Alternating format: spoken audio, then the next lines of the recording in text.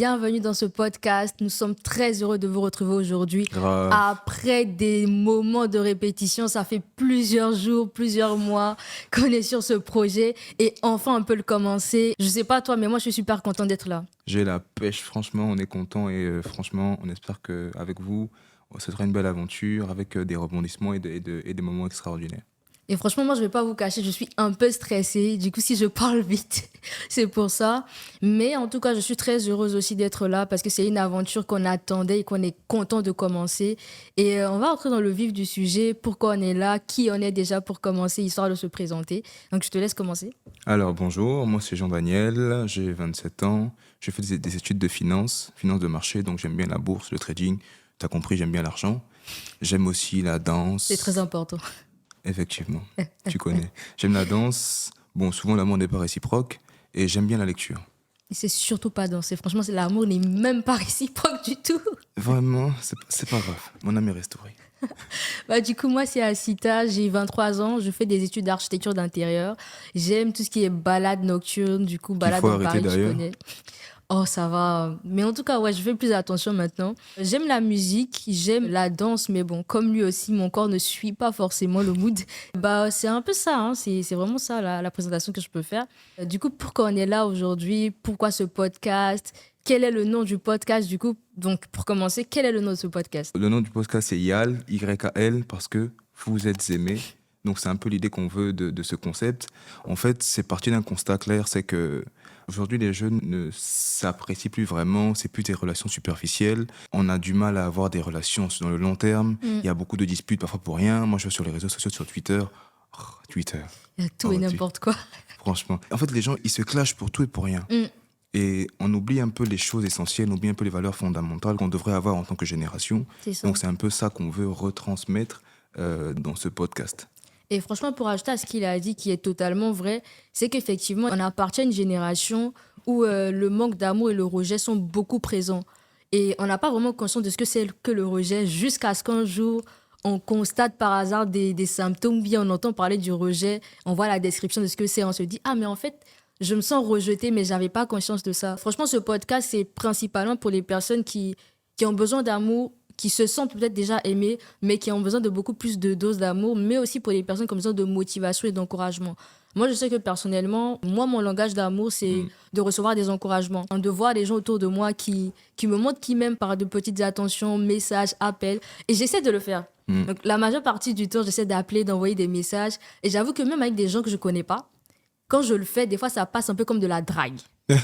Parce que du coup, quand tu vas demander à la personne, par exemple, il y a des gens, des fois, ils sont malades. Et quand je lui demande comment tu vas, est-ce que tu vas mieux, même si à peine on vient à peine de se connaître, la personne commence à se dire, mais ça se trouve, il y a quelque chose en fait. Alors que pas du tout, je suis comme ça avec tout le monde. Donc si vous posez des questions des fois, je suis comme ça exactement avec tout le monde. Et c'est une marque d'attention, c'est considérer la personne. Et pour moi, c'est ça aussi, aimer les gens, c'est apporter de la considération aux personnes, qui soient proches ou pas de nous, leur permettre d'être à l'aise, prendre des nouvelles. Est-ce que tu es bien rentré après les cours, après la séance ciné? Enfin, comment tu vas? Comment ta semaine s'est passée? C'est quelque chose de bien. Et c'est vrai que des fois, on ne reçoit pas ça tout le temps. Par la grâce de Dieu, je reçois de l'amour des personnes qui m'entourent. En tout cas, en ce moment, j'ai vraiment une bonne vague d'amour et j'ai vraiment des personnes sur qui je peux compter, qui me manifestent leur amour. Oh, arrête. Du coup, c'est super bien, en fait. Donc, franchement, c'est vraiment ça. Et bon, au début, il a dit Yal, mais du coup, c'est You are loved, qui veut dire tu es aimé. C'est vraiment ça aussi le message. Donc, savoir que tu es aimé et le savoir à chaque fois qu'on va faire un nouvel épisode. Oui, parce qu'en fait, tu sais, moi souvent, on prend les transports, métro, boulot, dodo, tu connais. Dans le train ou un peu partout, en fait, tout est fait pour que tu sois dans ton cocon. Au point où parfois tu te plais à être dans la solitude, tu te plais à être seul, à ne pas avoir de contact avec les autres. Il y en a, ils peuvent passer une semaine, ils ne parlent pas aux gens physiquement. Tout est sur les réseaux sociaux. C'est que nous, on veut vraiment remettre sur la table, renchérir sur l'amour, sur le contact, sur les bonnes vibes. C'est très important. Oui, les bonnes vibes, c'est vraiment très important. Moi, en fait, une anecdote, quand j'ai eu mon bac pour passer en première année d'université, j'étais un super crack et tout, tu connais, intelligent et tout. Ah, c'est ça les geeks là. Hein? Ouais, mais j'ai pas mes lunettes, c'est vrai. Donc, j'ai eu mon bac et j'ai commencé ma première année. Mais l'année était super difficile. Parce qu'en fait, au-delà de changer changer de classe, de niveau, mais c'est aussi changer tout ce que tu faisais, tes habitudes de révision et tout. Moi, j'étais devenu flemmard. Et en plus, il y avait la liberté, il n'y avait plus les parents. Bon, moi, je vais encore chez mes parents, mais... Ouais, ouais, bon. Il y avait moins la pression de faut que tu étudies. Enfin, on s'en fout un peu de si tu bosses ou pas, en fait. Et j'ai failli rater mon année parce que je n'arrivais pas à élever mon niveau d'exigence. Et à chaque fois, je me disais, mais comment je fais? Je ne vais pas réussir. J'avais peur. Et je me souviens, ma mère m'a seulement dit, fiston, moi, je sais que tu as toujours réussi et je sais que là aussi, tu vas y arriver. J'ai dit, mais attends. C'est très encourageant. Moi, je ne crois pas en moi, mais il y a une dame qui croit en moi comme ça. C'est que je me suis déchiré et j'ai réussi à passer mon année. Donc, c'est pour dire que beaucoup peuvent passer par ce genre de circonstances. Ils n'ont pas forcément les gens qui vont les motiver, etc. Bon, et mes amis et moi, c'est l'amour fou, mais c'est surtout, on se taquine tout le temps. Et on n'a pas forcément le réflexe de s'encourager régulièrement. En fait, on est plus motivé à éclater, à se tailler qu'à s'encourager. Or, il y a des fois, si on ne te rappelle pas qui tu es, si on ne te rappelle pas que ça, en fait, mais ça, tu peux y arriver, ça, tu réussis, ça, c'est trop simple pour toi. Si on ne te rappelle pas souvent, ben, tu peux rentrer dans une phase de doute et ça peut durer longtemps. Et j'avoue que je suis totalement d'accord avec toi parce qu'il y a plein de jeunes qui peuvent grandir dans des environnements, dans des familles où ils n'ont pas l'habitude de recevoir ces paroles d'encouragement. Par exemple, ta mère t'a dit ouais, je crois en toi, tu vas réussir, etc. Même toi, tu ne croyais pas en toi. Mais tu sais, des fois, on n'a pas tout le temps cette personne qui va te dire je crois en toi. Moi, je rends grâce à Dieu pour mon père. Si tu regardes cette vidéo, coucou papa. Mais en fait, quand dans les moments de doute, il y a un peu cet instinct paternel et même ma mère aussi, cet instinct maternel qui fait qu'ils arrivent à me donner des paroles d'encouragement même sans que je ne leur dise ce qui se passe dans ma vie. Et je trouve que ça, c'est quelque chose de bien et c'est vraiment une grâce d'avoir ça, mais tout le monde n'a pas cette opportunité. Et même des fois, même quand on reçoit ces paroles des parents, ça suffit pas. Parce qu'on s'attend à avoir peut-être des amis qui vont nous encourager, on s'attend à avoir un groupe d'amis. Et tu as parlé d'isolement et c'est totalement ça parce qu'on peut avoir la famille, mais des fois, en fait, si par exemple ta famille est dans un autre pays et que tu habites seul dans un autre pays, du coup, bah, tu seras seul en fait. Si tu n'as pas d'amis, si tu n'as pas de fréquentation, tu n'as pas de camarades, si tu n'as pas de copains, c'est hyper compliqué. Donc, c'est très important de pouvoir sortir de son cocon, développer des relations avec les autres. Mais c'est là qu'il y a le petit problème des fois. Et moi, je sais que j'avais ce problème, c'est qu'on a la difficulté de créer des relations. Moi, j'avoue que j'étais hyper renfermée. Donc déjà là, le fait de faire le podcast, c'est vraiment un grand progrès, un grand accomplissement de pouvoir parler comme ça. Mais j'arrivais pas. Limite, même dans la rue, quand les gens ils s'approchent de moi pour me parler, j'avais peur. Quand je suis dans un endroit même qui m'est familier, genre je vais là-bas tout le temps, par exemple l'école ou je sais pas, dès l'instant où tu viens me parler, j'ai peur, je me dis mais qu'est-ce que tu viens me dire? Mais ça c'est parce qu'il y a certains événements que j'ai vécus qui m'ont paramétré. Ce podcast aussi c'est de pouvoir nous adresser à ce type de personnes qui se sentent rejetées et qui préfèrent rester parfois chez eux, qui se trouvent introvertis, c'est ça le mot non? Oui, introverti. Ils se trouvent introvertis mais c'est parce qu'ils ont vécu certaines choses. Tu n'es pas introverti parce que tu n'aimes pas le contact des autres. Tu deviens introverti parce que tu veux te protéger. À force de vouloir se protéger, on se surprotège. Du coup, tu es coupé du monde. Ta famille, on va dire que tu n'as pas le choix. Donc, tu essaies de sortir, de les voir, de parler avec eux. Mais si tu pouvais, tu resterais dans ta chambre, en fait. Grave. Et c'est vraiment l'un des problèmes de notre génération. Après, on a la double face. Il y a les introvertis qui accumulent les choses et qui ne parlent pas. Et il y a les faux extravertis qui, eux, leur langage pour se défouler, pour éviter la dépression, c'est de sortir, d'aller dans toutes les fêtes, de boire, de se droguer. Enfin, je juge pas. D'oublier. De quoi? D'oublier, voilà. Et donc, ils cherchent le moyen pour fuir un peu les problèmes, en fait, et le rejet qu'ils peuvent ressentir.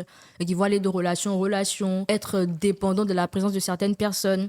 Et c'est ça qui est dangereux. Donc, dans tous les cas, l'introverti, c'est dangereux parce qu'il reste enfermé chez lui. Et le faux extraverti, c'est encore plus dangereux parce que lui, il expose sa vie à encore plus de problèmes et de situations qui vont aggraver sa condition d'origine, en fait.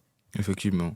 Donc, l'idée vraiment de ce podcast, c'est de parcourir beaucoup de sujets. C'est quand on parlera d'amour, de relations, de développement personnel, confiance en soi, spiritualité aussi.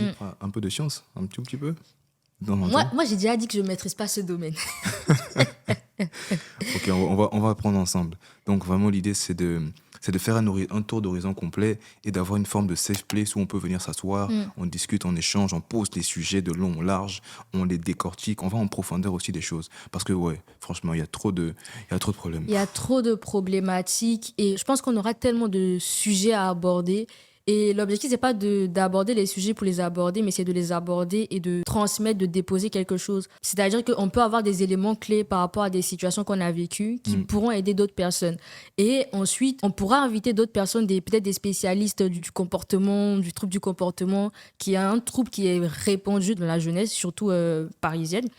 Avoir ces différents profils qui viendront en fait, donc des jeunes, des professionnels, histoire qu'on puisse s'identifier et que chacun puisse recevoir quelque chose. Parce que nous, c'est vrai qu'on est là aujourd'hui. On a pris l'initiative de créer le podcast, mais on n'est pas parfait, on a toujours des problèmes, des challenges. Oh oui. Mais on vient apprendre, quoi. Et c'est aussi l'objectif de ce podcast, que chacun apprenne, reçoive des clés et sache qu'il est aimé et qu'il reçoive de l'amour. Donc après, le langage d'amour, on reviendra sur ça. C'est quoi votre langage à vous? C'est quoi ton langage à toi? C'est quoi mon langage d'amour? Mais moi déjà, le fait d'être là et de me dire que je vais être un instrument qui va permettre que d'autres personnes reçoivent le réconfort de la motivation, bah, pour moi, c'est aussi un langage d'amour pour les autres. Parce que je me dis, ça aurait été bien que moi aussi, je le reçoive davantage. Et le fait de pouvoir être la passerelle qui va permettre à d'autres de le recevoir indirectement au travers des réseaux, parce qu'on passe notre temps à swiper, bah, c'est aussi ce que je peux apporter en fait à ma génération. Oui, c'est ce que tu dis est intéressant parce qu'il y en a plein qui ont un certain vécu, qui vivent dans un certain style de vie qui fait qu'ils ne savent pas qu'ils peuvent aider les autres avec ce qu'ils ont. Parfois, on veut arriver, on veut devenir la super version de nous-mêmes qu'on voit en rêve, qu'on imagine, alors qu'en fait, avec ce que je sais déjà, ben, je peux faire quelque chose, je peux apporter quelque chose. Et donc, il y a Robin Williams qui disait « Soyez gentil avec tout le monde, avec tout ce que vous rencontrez, car chacun de nous mène un dur combat. La vie est dure et on a tous besoin de réconfort. On est tous ici là sur un même bateau. La Terre, là, on est tous ici. C'est ça. Et il faut vraiment qu'on apprenne à se réconforter en tant que génération, en tant que personne, en tant qu'humain. Et donc, surtout, même à ce qu'il vient de dire, je peux aussi rajouter une autre citation qui dit « Aimez-vous les uns les autres et soutenez-vous les uns les autres ». Donc, dans le soutien, il y a la prière, il y a la motivation, il y a les encouragements. C'est aussi très important et ça apporte beaucoup, beaucoup, beaucoup de boost aux personnes. Donc, c'est un peu ça la vision globale de ce podcast. On espère que vous serez avec nous tout au long de cette aventure. En tout cas, nous, on sera là, on essaiera de donner le meilleur de nous parce qu'on a décidé d'être des instruments, des personnes qui se lèvent pour participer à la construction et à la restauration de leur génération. On le rappelle, on n'est pas parfait. Nous aussi, on est en développement, mais c'est quand même bien de ne pas rester silencieux, de voir les gens souffrir autour de nous, alors qu'on peut créer une plateforme comme ce podcast IAL pour pouvoir aider la majeure partie des personnes. On est content de vous avoir eu pour ce premier épisode. On vous dit à très bientôt et n'oubliez pas que vous êtes aimés. Yes. À bientôt.